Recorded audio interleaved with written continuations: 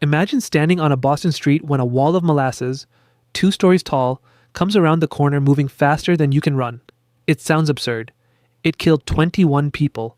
How does something so sweet, so slow, become a monster? January 15th, 1919. Boston's North End, a crowded immigrant neighborhood of Italian families, dock workers, and firehouses pressed against the harbor. Lunchtime on an unseasonably warm winter day. Above Commercial Street loomed a giant steel tank everyone had learned to ignore. The tank belonged to the Purity Distilling Company, a subsidiary of United States Industrial Alcohol, USIA. 50 feet tall, 90 feet across, it held 2.3 million gallons of molasses, more than 12,000 tons hanging directly above the neighborhood's rooftops. Why so much molasses?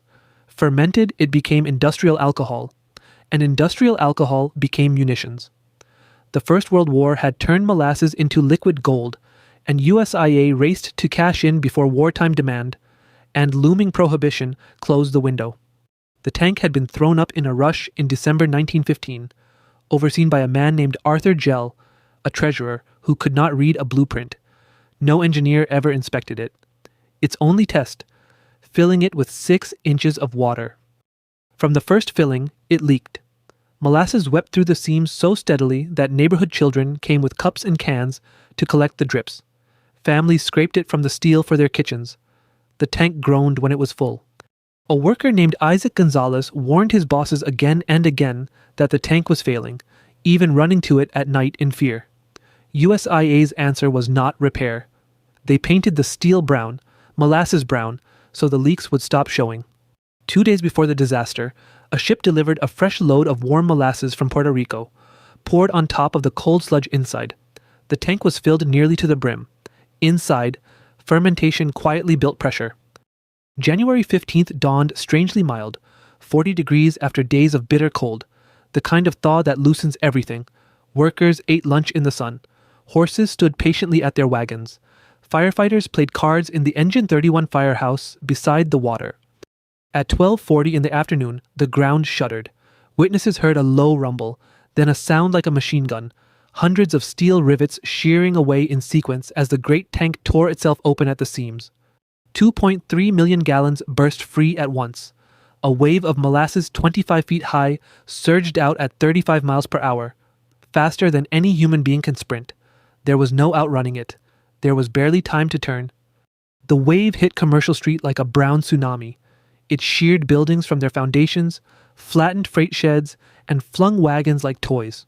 Where it passed, it left a waist-deep lake of syrup, thickening in the winter air.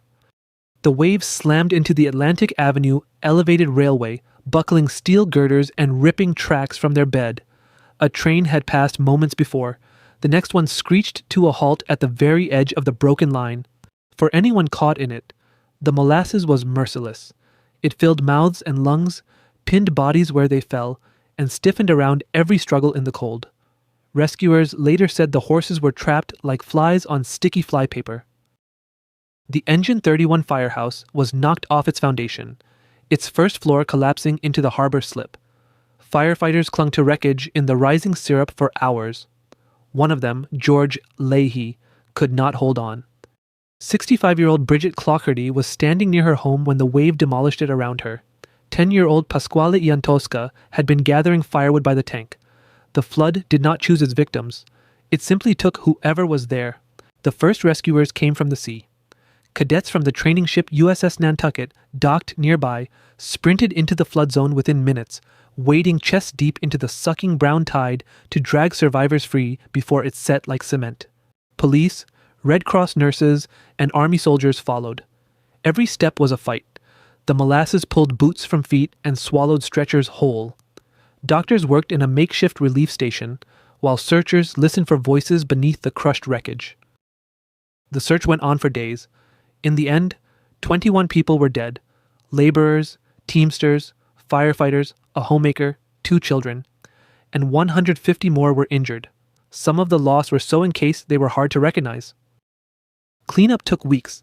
Fireboats pumped salt water over the streets while workers spread sand and chipped hardened sugar from the cobblestones.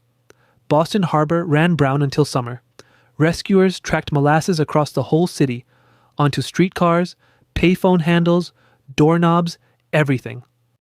USIA immediately blamed sabotage. Anarchists, they claimed, had bombed the tank. A convenient story in 1919 when bomb scares filled the papers. It would have made the disaster nobody's fault. The victims' families refused to accept it. 119 lawsuits were consolidated into a single proceeding, one of the first great class actions against an American corporation. Auditor Hugh W. Ogden heard nearly 1,000 witnesses over 6 years, weighing molasses, metallurgy, and negligence. In April 1925, Ogden delivered his verdict. There was no bomb. The tank had simply been too weak, built without calculation or care. USIA was found liable, paying around $628,000, many millions in today's money. The ruling changed America.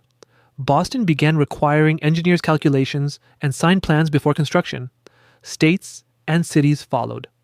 The idea that a corporation must answer for the things it builds, modern corporate accountability, was poured in part from that tank. The tank was never rebuilt. The site became a public park, where children now play bocce above the old foundations. But for decades, North End residents swore that on hot summer days, the air still smelled faintly sweet. A wall of molasses moving faster than you can run, it was never really about molasses. It was about what happens when no one checks the math. 21 lives bought the rules that protect us. If stories like this deserve remembering, subscribe to Quilled History.